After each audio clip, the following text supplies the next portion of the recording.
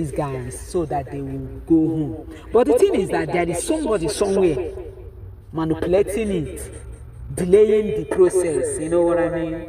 So, and as they draw the process, they are trying their possible best to see if this guy, if they will, you know, do one or two on this guy in that high school he is. But anyways, like I keep saying, that when I say something, if somebody did not listen to that thing I say, you overlook it because you think you think I'm capping now, right? That's why you will overlook what I have said.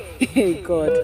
Anyways, okay, now the main thing there now is that when I was preaching to Akwa, when I was telling Akwa that he should hurry up because the coasting river is almost at the end, that he should buckle up and wake up from his slumber and change fast, and he think I was crazy.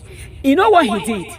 He started arguing with me. We started exchanging words on the we are typing, like he type, I type, he type, I type. So he said that in fact